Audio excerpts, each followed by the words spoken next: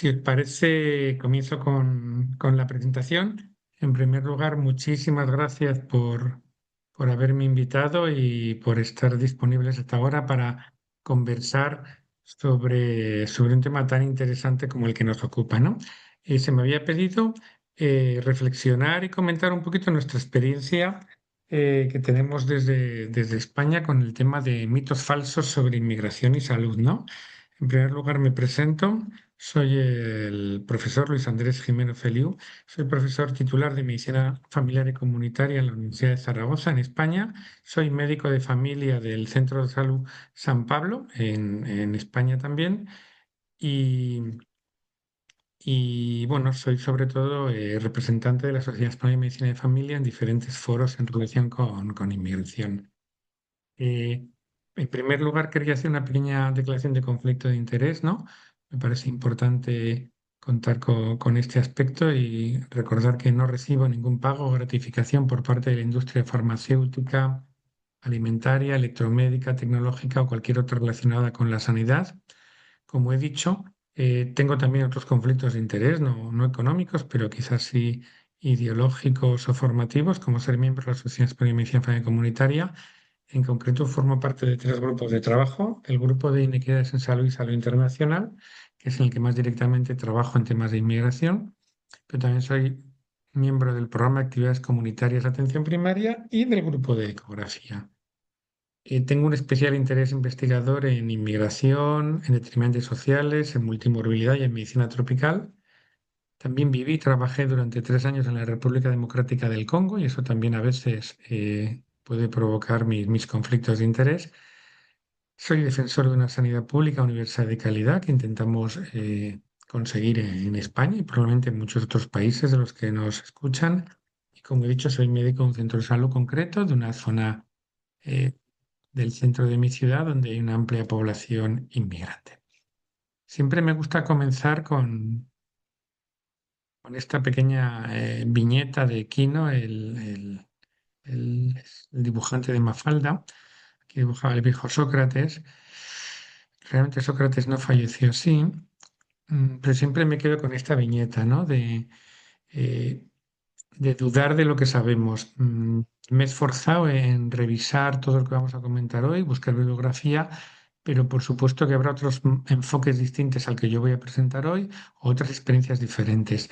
He de recordar que sobre todo cuando hablamos de inmigración hablamos de, de una gran diversidad, tanto por países de origen como depende del lugar también de llegada. No es lo mismo la realidad de España en concreto, donde yo trabajo e investigo, que probablemente la de muchos de mis colegas que estarán ahora escuchando o posteriormente la grabación en Argentina, en Bolivia, en Ecuador, en Centroamérica o en Estados Unidos.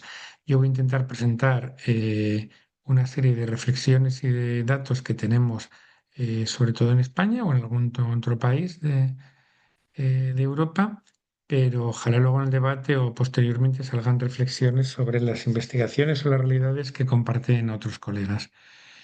¿Por qué surgió todo este tipo de investigación? Bueno, yo estuve en África en el 96 al 99, volví en el año 2000 a España, ya me puse a trabajar en atención primaria y había hace años, estas diapositivas son hace que 17 años ya, un debate social y político sobre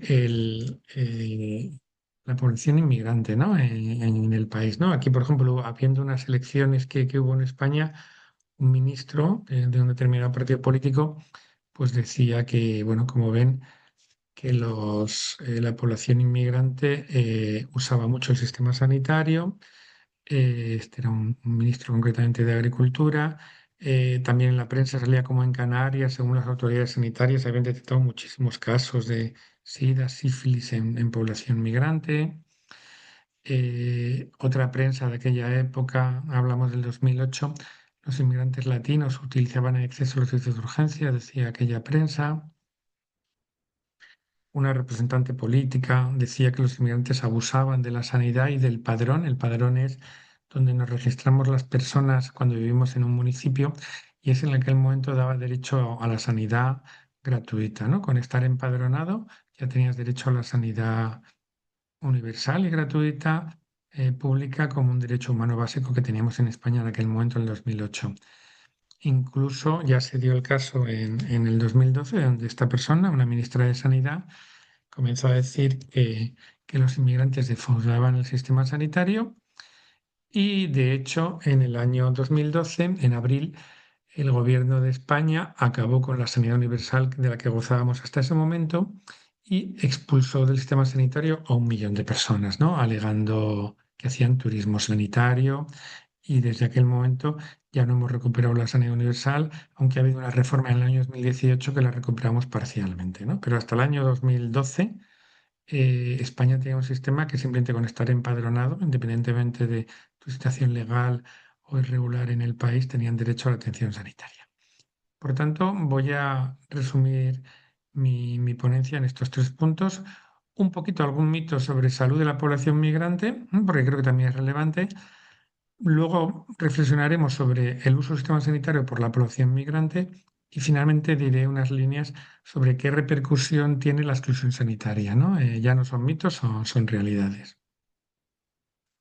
En algún momento pondré pues, pequeñas diapositivas de este escultor Bruno Catalano, no sé si le conocen ustedes, que tiene una serie de esculturas que él llama Los Viajeros, ¿no? Esta persona, este escultor, fue también migrante y cómo expresa en esas esculturas esas personas migrantes que han perdido parte de su ser con la migración, que a veces parecen huecos, pero que tienen una gran resistencia, siguen caminando, siguen en pie, ¿no? Yo creo que expresa de una manera muy positiva lo que yo al menos percibo en la población migrante que atiendo, ¿no? Unas personas que a pesar de lo que han tenido que abandonar y del sufrimiento, son capaces de mantenerse en pie y de seguir caminando. Bueno, en cuanto a salud de la población migrante, hay un cierto mito, al menos en muchos países, luego en el debate me dirán si también en los suyos, de que los inmigrantes vienen por turismo sanitario, porque están muy enfermos y vienen a hacer atender por los temas sanitarios de los países que les acogen. Entonces, yo siempre pongo este artículo que ya tiene muchos años, casi 30 años, del profesor Oliver Ratzun de Alemania, donde en aquel momento, como pueden ver, el objetivo de este artículo era valorar la hipótesis de que una minoría con nivel socioeconómico bajo, los turcos residentes en Alemania, podían experimentar una mayor mortalidad que los alemanes. La situación de los turcos en Alemania es una situación realmente de exclusión social, económica tremenda. Y de hecho, pues el planteamiento que tenía este profesor era el que hasta ahora mucha gente nos planteábamos, ¿no? Sabemos que las poblaciones que viven en situación de pobreza y precariedad tienen mucha peor salud.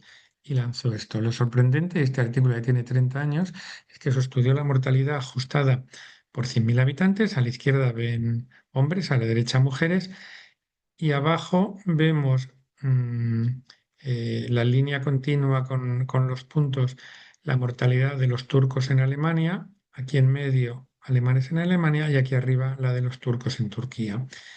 Vemos hombres y mujeres y como se puede ver, la mortalidad de los turcos en Alemania era la mitad de los alemanes en Alemania, tanto en hombres como en mujeres, algo inexplicable en aquel momento porque suponía, ya saben que el indicador de mortalidad es un indicador de salud muy potente y parecía indicar que la salud de los turcos en Alemania era incluso mejor que la de los alemanes en Alemania.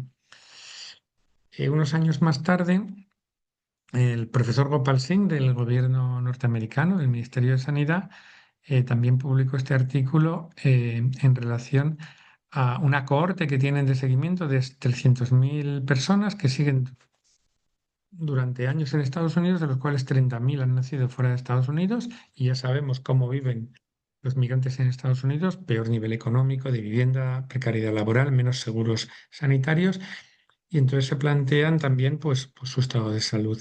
Y cuando publican esta serie que es muy larga, se dan cuenta de que los nacidos en Estados Unidos tienen una esperanza al nacimiento de 76,5, mientras que los nacidos fuera de Estados Unidos de 80 años, es decir, 3 años y medio mayor, y que además esas diferencias van aumentando.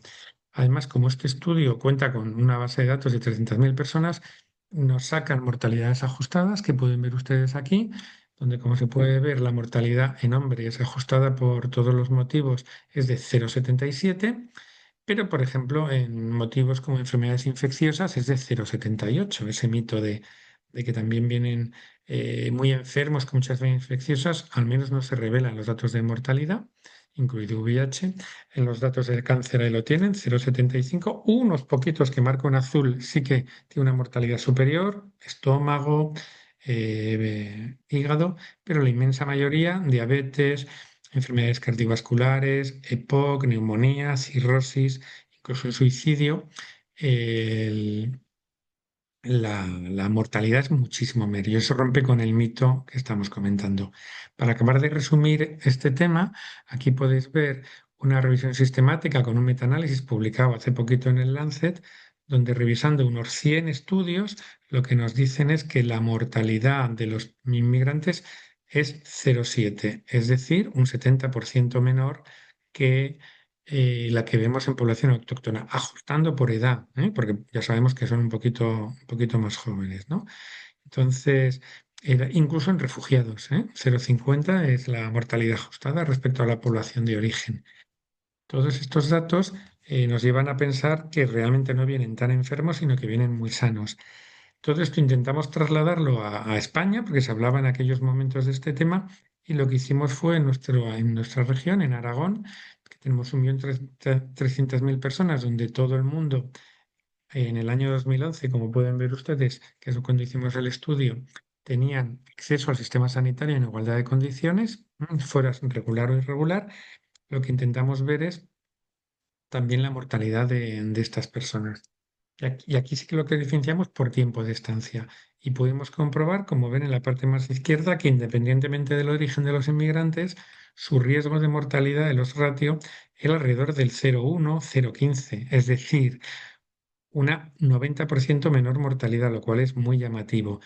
¿Qué ocurre? Cuando iban pasando años, y ahí veis el grupo a la derecha con más de 5 años de estancia, esa mortalidad empeora rápidamente. En conclusión, ¿qué vamos sabiendo? Y este artículo que fue con 1.300.000 personas lo demostraba, así como otros, los inmigrantes no hacen turismo sanitario, vienen muy sanos, vienen a trabajar, por eso incluso los primeros años su mortalidad es muy baja, pero su riesgo de mortalidad va aumentando porque las condiciones sociales en las que viven, de vivienda, de precariedad laboral, de racismo, de exclusión, hace que su salud empeore.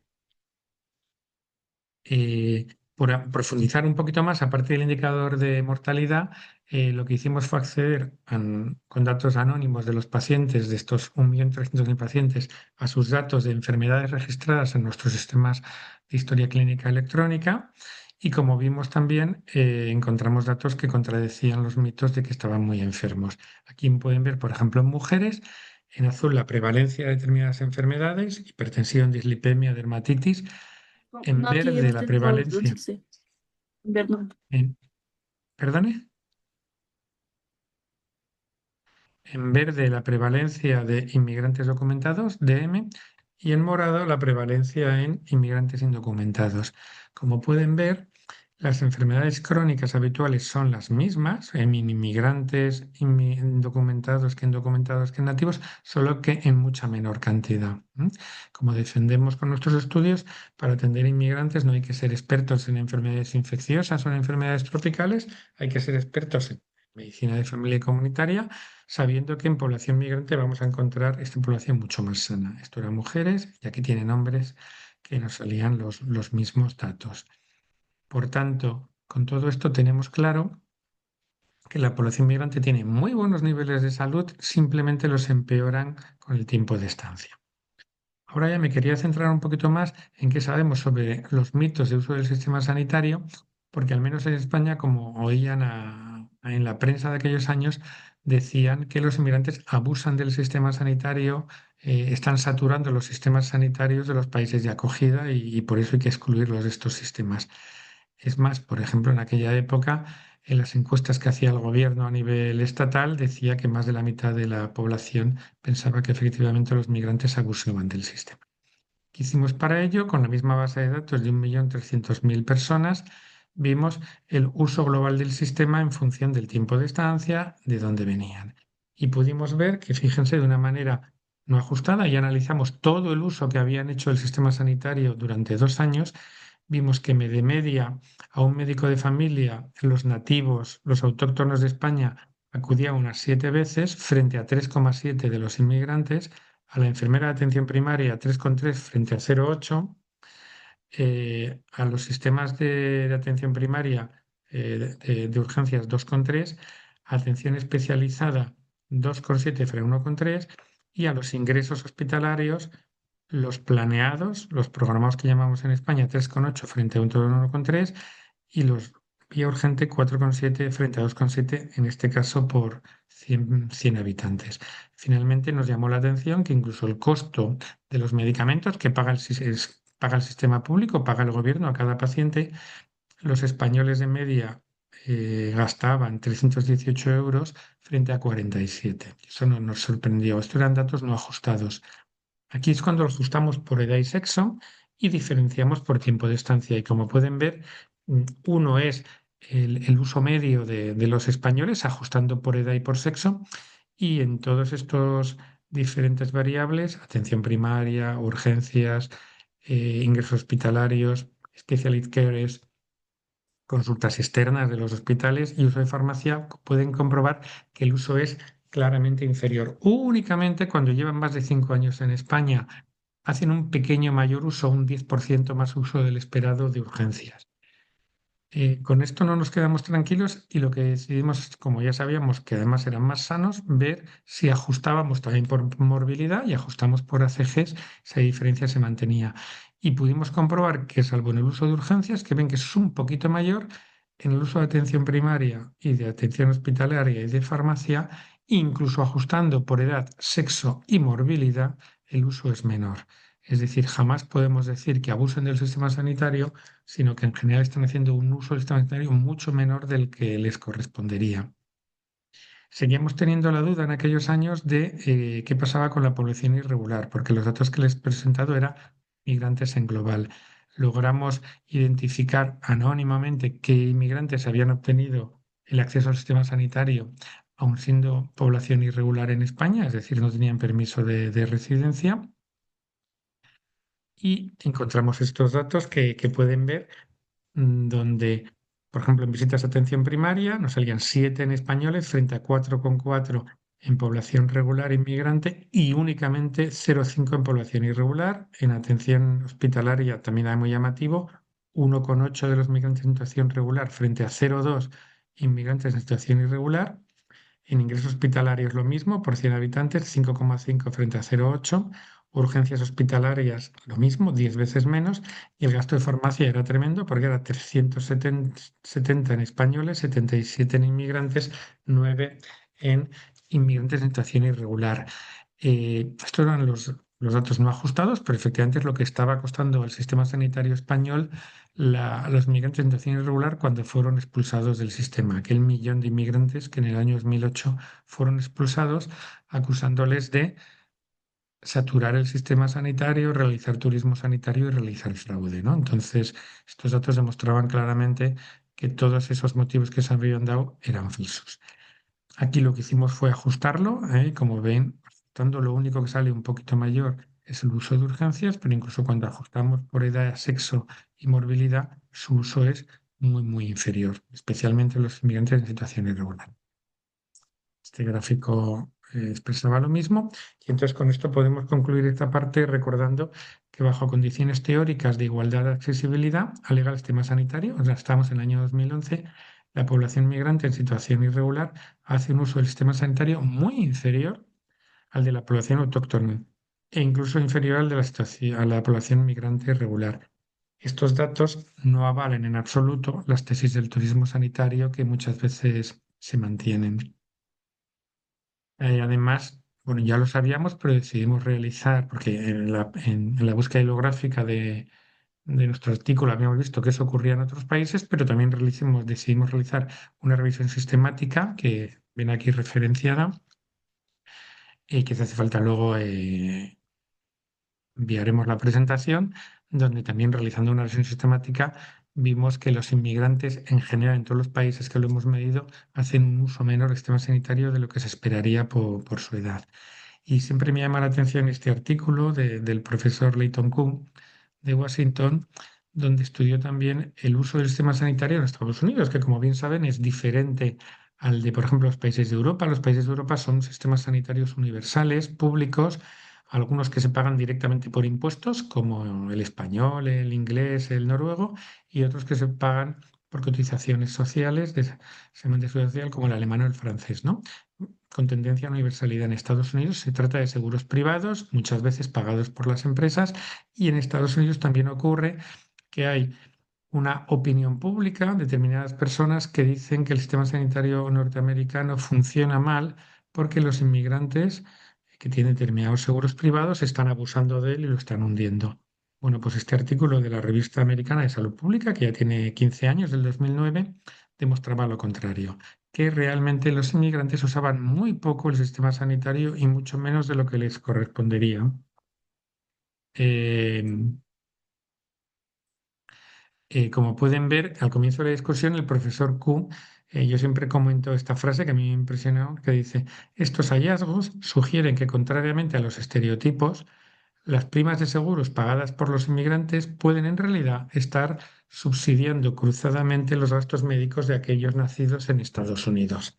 Es decir, gracias a que los Estados Unidos tienen inmigrantes en sus sistemas sanitarios privados que usan muy poco, mucho menos de lo que les correspondería, los sistemas sanitarios de Estados Unidos no han quebrado financieramente, que es una visión completamente opuesta a la que nos quieren transmitir.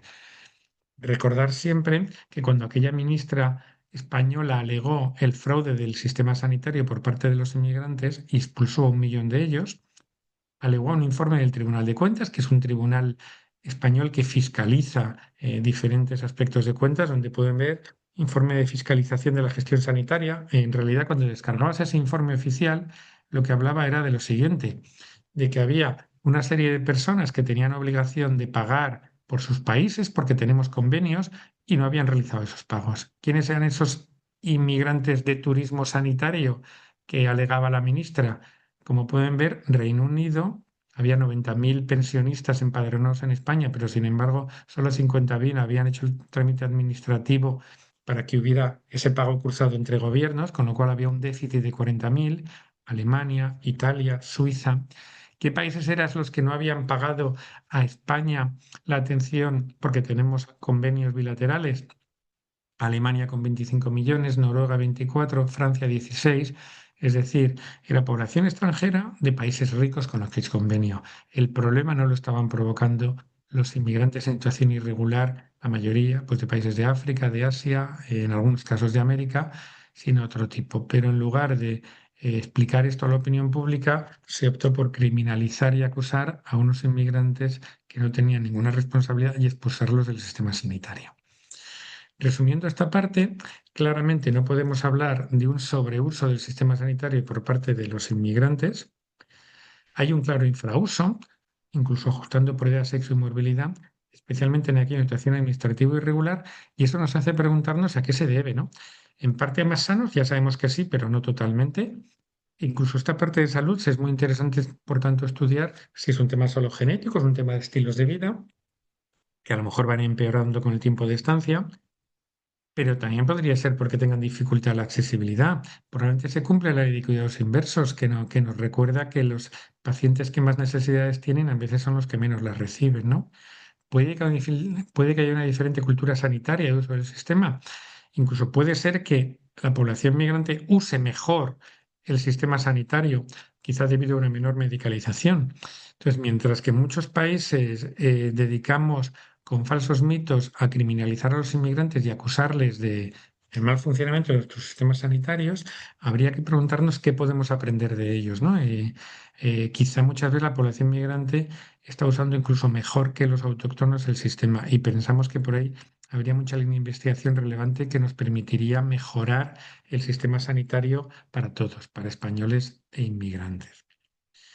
Y en los poquitos minutos que me quedan, quería acabar recordando, ya no es un tema de mitos, porque ya hemos demostrado que esos mitos que nos dicen son falsos, no tienen más enfermedades, todo lo contrario, tienen muchas menos, tienen menos enfermedades crónicas, menos mortalidad por casi todas las enfermedades y usan muy poco el sistema sanitario, menos de lo que les corresponde por edad y por enfermedades, que supone que realicemos exclusiones sanitarias que se realizan en muchos países, que luego en el debate podemos comentar si también en sus países esto ocurre, ¿no?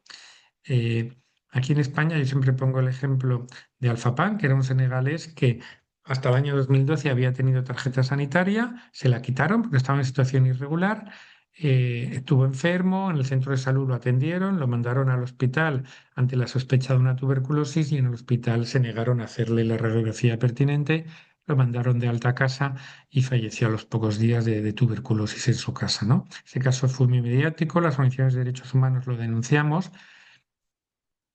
Y de hecho, bueno, en la comunidad autónoma que ocurrió, se creó una gran polémica, su gobierno destituyó al gerente, donde había ocurrido esto, incluso se abrió un juicio hacia el enfermero y la doctora que lo atendió, que al final fueron absueltos, ¿no? Pero vamos, fue un tema muy mediático que fue gravemente, fue lamentable. Al final, nadie acabó condenado, pero sirvió para que las organizaciones recordábamos que esto era muy importante, no era un tema simplemente administrativo, sino que esto provocaba muertes reales, ¿no? Que vemos que fueron absueltos. Frente a eso, los médicos de familia fuimos uno de los colectivos que nos manifestamos siempre en contra de esta pérdida de derechos humanos, de esta pérdida de, de accesibilidad de nuestros pacientes. Hicimos un llamamiento a la objeción de conciencia en prensa, en medios de comunicación, firmando cartas a nuestros consejeros en las que nos negábamos a obedecer la ley y planteábamos como una opción ética y política e ideológica que íbamos a seguir atendiendo por juramento hipocrático a todos los pacientes, estuvieran en situación regular o irregular. Hicimos diferentes manifestaciones, como ven aquí, campañas en prensa, vídeos, donde defendíamos nuestro derecho a curar y donde prometíamos obedecer la ley, como pueden ver, cruzando los dedos en señal de que no lo íbamos a hacer, ¿no? Fue una campaña muy potente donde nos organizamos más de 300 organizaciones sanitarias y civiles en la red de denuncia y resistencia al Real Decreto Ley del 2012, que él fue el que excluyó y que lo integramos, como digo, más de 300 organizaciones y que seguimos luchando por eso. Y de hecho, en el 2018 conseguimos una mejora legal que logramos obtener que una serie de inmigrantes en situación irregular tuvieran tarjeta sanitaria, acceso como todo el mundo, pero seguimos luchando para que este acceso sea universal. Aquí ven, la Sociedad Española de Medicina Familiar y Comunitaria fue una de las que lideró estos proyectos frente a otras y seguimos liderando diferentes campañas que como sociedad civil hemos liderado, informes que también hemos realizado con este título, yo creo que tan interesante. Nadie está a salvo hasta que todo el mundo esté a salvo, por donde abogamos por sistemas sanitarios universales que no excluyan. Manifestaciones delante del Ministerio de Sanidad, que seguimos luchando. Y de hecho, España es supervisada también por el Consejo Económico y Social y ya en el 2012, cuando se iba a aprobar la ley, el Consejo Económico y Social recordaba a España que tuviera cuidado para que las reformas adoptadas no limitaran el acceso a las personas que residen en el Estado, ¿no? En el 2018, en el siguiente informe, nos recordaba que la ley había excluido a estas personas, había limitado sus accesos, lo cual incumplía los tratados internacionales que había firmado España, e instaba al gobierno español a tomar las medidas necesarias para garantizar esto, ¿no? En todas estas eh, instrucciones y normas nos basamos para intentar defender que la población inmigrante tenga acceso al sistema sanitario en condiciones de igualdad. ¿Por qué? Porque aquel millón de inmigrantes, a raíz de los datos que obtuvimos de nuestros estudios, como pueden ver, pues ahí perdieron la atención sanitaria, pues a nivel español, 12.000 inmigrantes diabéticos, 27.000 hipertensos, 37.000 dislipémicos, 1.198 pacientes con EPOC, con 2.000 con cardiopatía isquémica. Estos datos son los que hemos usado estos años para exigir al gobierno que mejore la atención a estos pacientes, o este artículo también publicado por la Universidad Pompeu Fabra de Barcelona, en las que demostraban los compañeros, el profesor Arnau y Juan Martín, que durante cada año de vigencia de aquella ley de exclusión sanitaria había habido una sobremortalidad de 70 personas a causa de no acceder al sistema sanitario. Es decir, 300 personas aproximadamente durante los 5 años de vigencia de aquella ley, como Alfa-PAM, fallecieron en España por no tener atención sanitaria reglada. Y para acabar, finalmente recordar que además esto no solo es un incumplimiento de los derechos humanos y algo que no debería darse, una falta de ética tremenda, sino que, por ejemplo, el profesor Oliver Razum, que comentó al principio, el alemán, estudió en Alemania. ¿Qué ocurría cuando se limita el acceso a los inmigrantes solo al servicio de urgencia, que es lo que muchos países hacen, ¿no? Solo tienen servicio de urgencias, o cuando se plantea un sistema donde tengan acceso a todo el sistema sanitario de atención primaria con actividades preventivas, porque en diferentes estados de Alemania se había leyes distintas. Entonces, cuando comparó unos estados con otros, demostraron que el gasto per cápita era mayor en los estados donde la accesibilidad era únicamente a urgencias que cuando la accesibilidad era universal.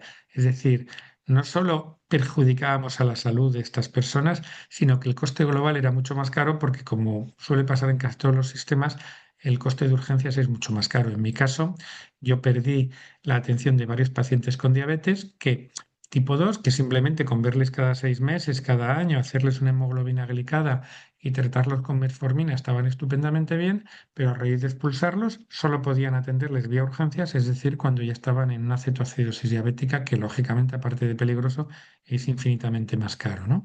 Entonces, estas medidas, aparte de derechos humanos, deberían también ser por económicas, ¿no? De hecho, la Agencia Europea de Derechos Fundamentales también publicó un informe muy interesante sobre el coste de la exclusión sanitaria y concluye de la misma manera. Muestra que proporcionar una atención regular, preventiva, en oposición a solo la atención de urgencias, ahorra para el sistema sanitario, no solo es incluso coste-beneficio, ¿no? Por tanto, y aquí termino, mis conclusiones sobre estos mitos es que el nivel de salud de la población migrante es muy alto, mucho mejor que el de su población de origen y mucho mejor que el de la población de los países de acogida. Es lo que llamamos Health Immigration Effect, efecto de migración de los sanos. Es mucho más llamativo, además, en los inmigrantes en situación administrativa irregular. No vienen por estar enfermos, no hacen turismo sanitario. Su salud empeora con el tiempo de estancia en los países de acogida, en relación con las condiciones sociales en las que viven. Esta población migrante hace un sistema sanitario mucho menor del que les correspondería por edad, género y enfermedades. No hay un patrón de turismo sanitario, de saturación, de abuso.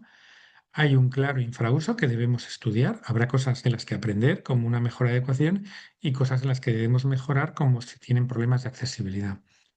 Y finalmente, lo que con todo esto vemos es que mejorar las condiciones sociales de todas las personas de una sociedad, las de vivienda, las condiciones laborales, los salarios, la protección social, la equidad, en el fondo va a mejorar la salud de las personas migrantes y también de las autóctonas, evitando así comparaciones, sesgos y que se provoquen rechazos por una población a otra, ¿no? Por tanto, en el tema de inmigración y salud, uso del sistema sanitario, los datos dicen claramente que quien diga estas falsedades debería cambiar su marco teórico, ¿no? Como esta viñeta que yo suelo poner en muchas ocasiones, y simplemente acabar y dando las gracias por su atención, de nuevo con esta escultura de Bruno Catalano que nos demuestra la fortaleza de las poblaciones que toda la vida han migrado, siguen migrando y migrarán, y la importancia de como médicos de familia y médicas de familia defendamos su atención a todos los niveles. Muchas gracias. Muchísimas gracias, Luis, por tu excelente explicación. Eh, Quisiera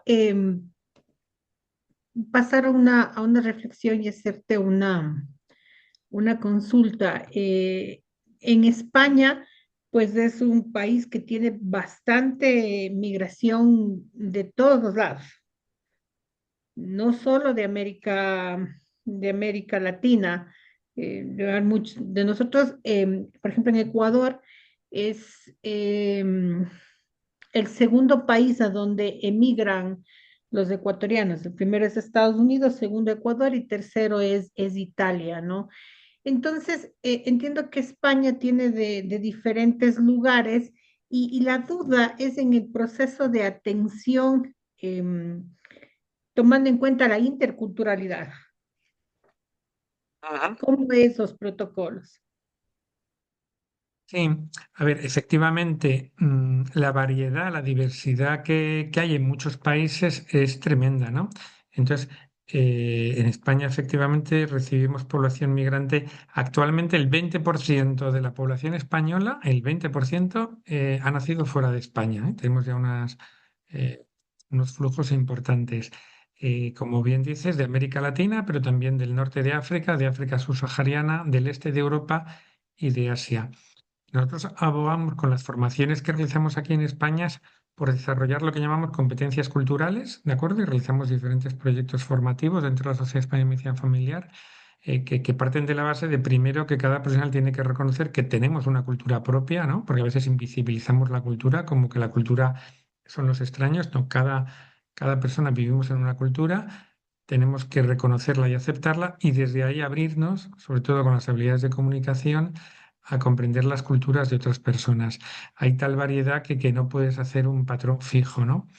Incluso muchas veces te puedes aproximar con la procedencia, pero, por ejemplo, puedo tener un paciente pakistaní o dos pacientes, uno que venga del mundo rural de Pakistán y otro que venga del mundo universitario de Pakistán. Van a ser culturas completamente diferentes probablemente, ¿no? Entonces, nosotros abogamos por desde el respeto y desde la humildad cultural de no de entender que la nuestra no es la mejor cultura, es una cultura más respetable, pero como cualquier otra, desarrollar habilidades de comunicación y de entrevista clínica que pongan el centro en la persona, ¿no? Y desde ahí trabajar. Por supuesto que conocer diferentes patrones son útiles, ¿no? Por ejemplo, ahora que ya tenemos mucha población musulmana en España, hay que conocer un poquito en qué consiste el Ramadán, ¿no? Porque tiene claros repercusiones en la salud de, por ejemplo, los diabéticos. Pero sobre todo abogamos por desarrollar estas habilidades transversales de competencia cultural y últimamente hablamos también de las habilidades de competencia estructural, ¿no? Para no achacar todo lo que pasa en nuestros pacientes a la cultura, cayendo a veces en un culturalismo, ¿no? Ampliarlo y hablar de las estructuras, ¿no? Es decir, de la vivienda, del trabajo, de su situación económica, ¿no? Porque a lo mejor lo que le está pasando a esa persona migrante no es por ser migrante, sino por tener un trabajo precario y una mala vivienda, ¿no? Entonces también en los últimos años ahí hemos trabajado a partir de reflexiones de, creo que es estadounidense y creo que viene del mundo del derecho, Dorothy Roberts, no sé si la han leído alguna vez, que ella hace una crítica muy intensa a las competencias culturales, tal como se enseñan en Estados Unidos, según ella, en las facultades de medicina, porque dicen que acaban culturalizando los problemas sociales, ¿no? Y diciendo, haciendo reflexionar cómo son los negros en Estados Unidos y achacando una cultura negra cuando ella defiende que quizá lo que hay detrás es problemas estructurales, que yo creo que en ese sentido las médicas y médicos de familia estamos muy acostumbrados a manejar, ¿no? Y tenemos claramente que no es lo mismo la atención y la salud que tiene una persona que trabaje 10 horas en condiciones precarias, sin contrato y con malas condiciones laborales a frente a otra persona, ¿no? Muchísimas gracias. Luis, en relación a las barreras lingüísticas, ¿cómo son los protocolos de atención? Por ejemplo, aquí en los sistemas sanitarios públicos se está intentando diferentes aspectos. Por un lado, a nivel social, intentar fomentar y facilitar el aprendizaje de la lengua de la población migrante, ¿vale? Entonces, eso la administración no lo hace directamente, pero lo que ha hecho durante muchos años es subvencionar a organizaciones sociales, ONGs, grupos religiosos, para que faciliten de una manera sencilla la educación no formal en aprendizaje del castellano, que a medio plazo es fundamental para ellos, ¿no? Porque les va a mejorar su accesibilidad al mundo del trabajo, etcétera. Y ahí se ha hecho mucho y la mayoría de la población migrante en poco tiempo va aprendiendo la lengua. Mientras tanto, la mayoría de los sistemas sanitarios disponemos de sistemas de traducción. En algunos casos, traducción simultánea, traducción presencial, sobre todo a nivel hospitalario, en unidades muy específicas donde pueda haber mucha población migrante, pero a nivel de uso real y efectivo, lo que se han contratado son sistemas de traducción telefónica disponibles 24 horas al día, 7 días a la semana, en multitud de lenguas, ¿no? Yo, por ejemplo, estoy pasando consulta o voy a un domicilio y tengo un teléfono donde es una empresa que marca un código que es el que va a llevar el pago, que es el código de mi empresa, ¿no? Del gobierno de Aragón en este caso, y automáticamente tengo un documento con más de 60 lenguas diferentes, marco un código y en 10-15 segundos tengo una persona que habla y que ha sido formada en traducción sanitaria en más de 60-70 lenguas, ¿no? Urdu de Pakistán, Bambara de Mali, bueno, por supuesto inglés, francés, árabe, rumano, ucraniano. y nos está permitiendo, cuando es necesario una atención, que pueda ser de una manera sencilla, rápida, porque si ese paciente ha venido, no le puedo hacer volver otro día a esperar que haya un traductor de su lengua, ¿no? Y a la vez es imposible que en un centro de salud tengamos en tiempo real traductores en 60 lenguas, ¿no? Eso sería completamente inviable. Entonces, los servicios de traducción telefónica en general están funcionando en todas las comunidades autónomas, gratuitos para el paciente. Y luego también, dependiendo de cada situación, lo que se han traducido muchos documentos a diferentes lenguas, ¿no? O sea, tenemos facilidad para hipertensión, diabetes. Cuando hubo la epidemia de COVID, casi todos los materiales se traducían a las lenguas más frecuentes, que ahora eso es una cosa mucho más sencilla, ¿no? Entonces, un poquito tenemos ese abanico. Por un lado, favorecer y facilitar que la población migrante pueda aprender castellano. Por otro lado, el servicio de traducción telefónica, los materiales impresos y para situaciones más concretas o casos más complejos, se puede solicitar, depende del ayuntamiento y de cada comunidad, traductores presenciales que acompañen a la persona, ¿no? Incluso en algunos sitios específicos se han creado las figuras de mediadores culturales, ¿no? Que son personas expertas en mediación, ¿no? Y que entre temas problemas más complejos puedan ayudar a esta atención de estas personas. Qué bien, Luis. Bueno, para las personas que están presentes, si tienen alguna consulta, les agradecería la puedan realizar.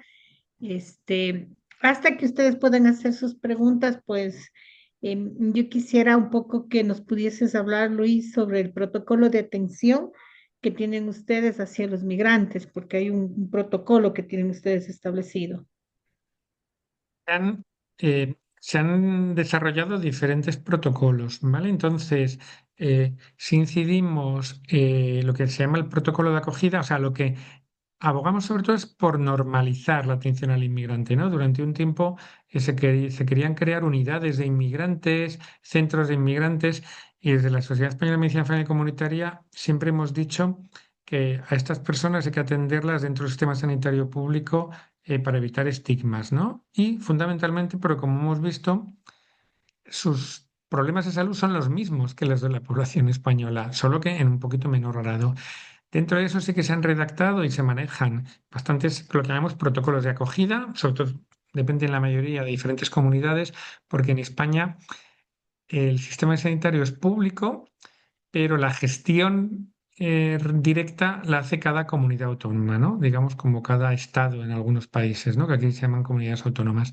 Entonces hay diferentes protocolos. Fundamentalmente hay protocolos de acogida que se llaman en los que nos recuerdan cómo actualizar las actividades preventivas en esta población, ¿no?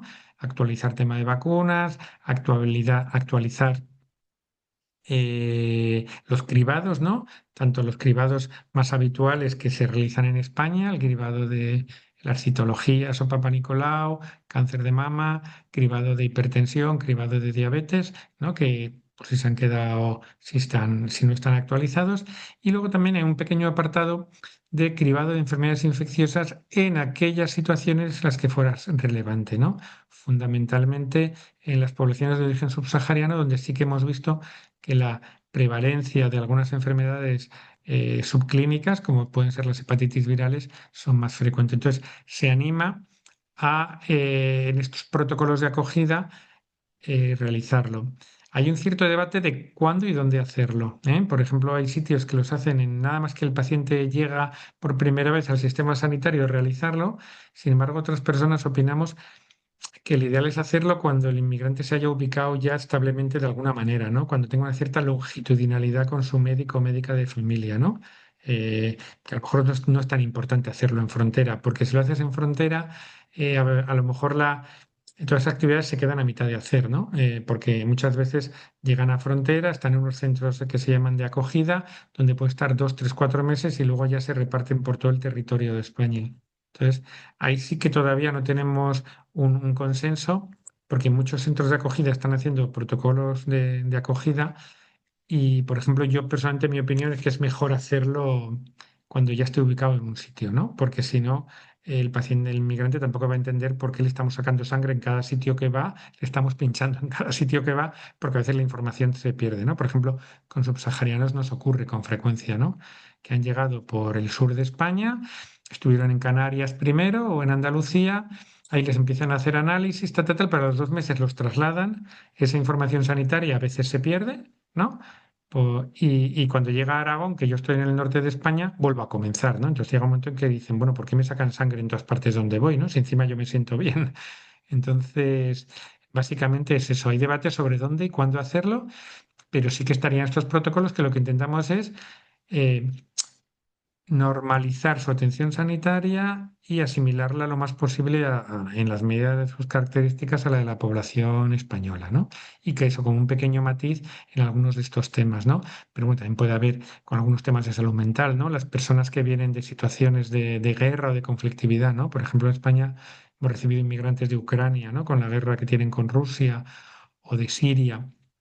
Hay un poquito que hay que poner ese énfasis en temas que ha podido haber, temas de trastorno de estrés postraumático o aspectos de este tipo. Y ahí sí que se han desarrollado pequeños subapartados para manejar esos temas. Lo que intentamos es, pues, sobre todo de la Sociedad Española de Medicina Familiar y Comunitaria, realizar formación de la mayor amplitud posible y de base para que llegue al mayor número de médicos de familia, ¿no? Porque, como he dicho, abogamos porque no haya sistemas paralelos de atención. Pensamos que a largo plazo no son buenos. Es mejor que a estas personas les atendamos los médicos de familia de cada comarca, de cada barrio, de cada ciudad y de cada pueblo. Muy bien, Luis, muchísimas gracias. Tal vez existe alguna pregunta o ya las hice yo todas. No sé, yo estaba interesado si alguna de las personas que escuchan, que somos de diferentes orígenes, podía comentar también, ¿no? La experiencia que están teniendo, pero como he dicho, creo que la migración tiene una gran diversidad y probablemente en muchos países pueden ser diferentes de unos a otros, tanto en el origen del colectivo que migra, como el tipo de acogida que se le hace, como el tipo de sistema sanitario que hay, ¿no? Por ejemplo, depende de la cobertura que tenga cada sistema sanitario se podría hacer una atención de una manera o de otra. No sé si alguna de las personas que está participando también querría iluminarnos o desde Ecuador podíais comentarnos cómo se realiza. Claro. Tenemos, a ver, colegas de Bolivia, de Costa Rica, ¿de dónde más tenemos? Bueno, de Ecuador hay algunos, ¿no? Sí. Tal vez nos quieren compartir algo. Miguel Ángel, tal vez tú.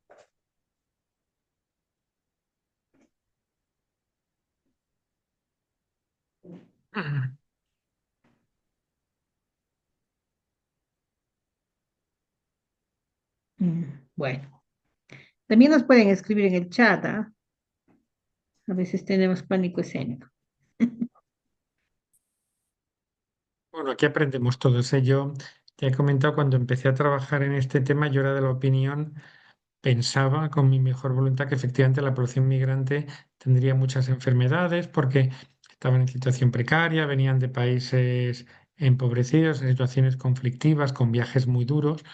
Y sin embargo, estos años, tanto en mi experiencia, yo tengo, yo en España más o menos cada médico de familia atendemos unas 1.500 2.000 personas, un cupo que llamamos, y pues mi cupo tendrá sobre el 30% de población migrante, ¿no? Tendré pues o 400 500 migrantes y realmente todos estos años he comprobado que no es así, que son personas muy resistentes, que han venido a trabajar, a buscarse la vida y apoyar a sus familias en los países de acogida y que realmente aguantan mucho y que cuando están enfermos suelen venir más tarde de lo que muchos españoles vendrían, ¿no? Incluso hay veces que a lo mejor complicando la evolución, aunque en general con una mejor adecuación, ¿no? Y sobre eso estamos investigando hace años, porque sobre todo nos parece muy triste y de poca ética que se culpabilice a estos colectivos de algo que ellos no provocan, ¿no? Como es la saturación de los sistemas sanitarios.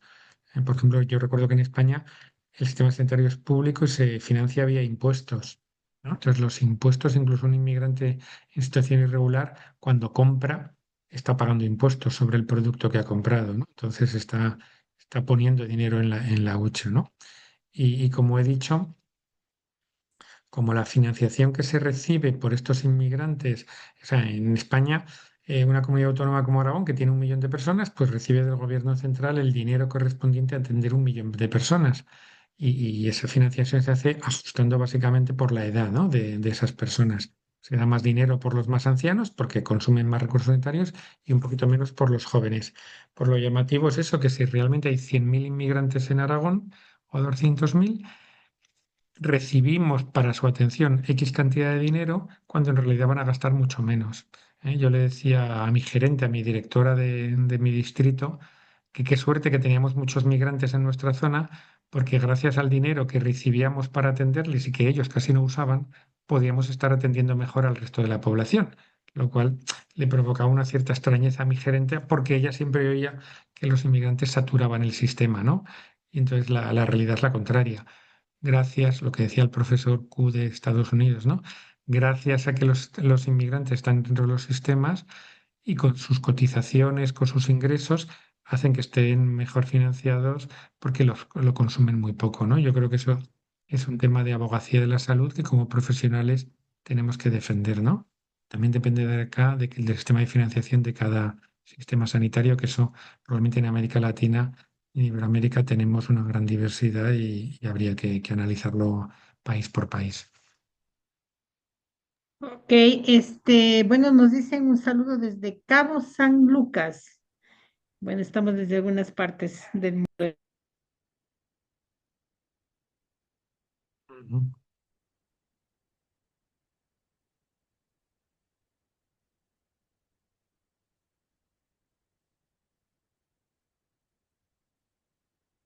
Bueno, yo creo que Luis, te agradecemos infinitamente tu tiempo. Sé que allá en España, pues es la madrugada. ¿A qué horas estamos? ¿Una o dos de la mañana? Ahora son las 2 de la mañana, sí.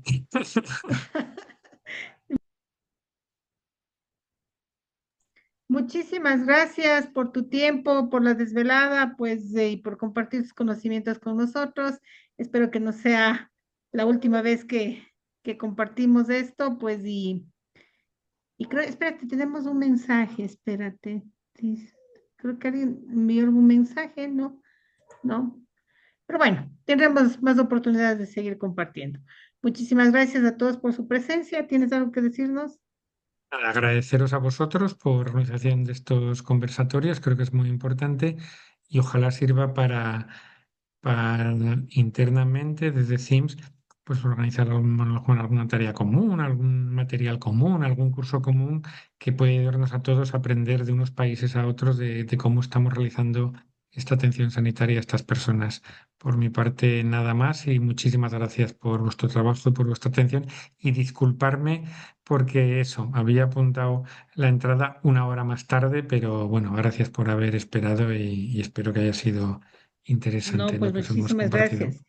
Igual tienes algunas felicitaciones aquí, excelente información, excelente, muchas gracias, te mandan aplausos, pues todos muy agradecidos por lo que hemos compartido, pues hemos aprendido un poquito más de todo lo que es la interculturalidad, la migración, la atención, los mitos y seguiremos. Y tenemos también un preliminar de que el 18 de diciembre es el Día Internacional del Migrante y tenemos una sorpresa por parte del grupo de Medicina Familiar y Salud de la Migración. Un abrazo a todos y que tengan una buena noche. Gracias por estar presentes. Muchas gracias.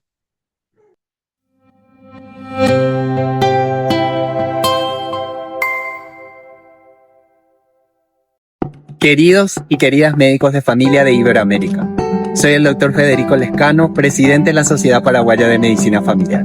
Con mucho entusiasmo quiero invitarles a participar del 9º Congreso Iberoamericano de Medicina Familiar y Comunitaria, a realizarse en julio del 2026 aquí en la ciudad de Asunción. Un espacio creado para inspirarnos, para crecer juntos y para reafirmar nuestro compromiso con la medicina familiar íntegra, humana y con equidad. Desde el corazón de América del Sur, Asunción nos convoca y la medicina familiar nos une. Nos vemos pronto.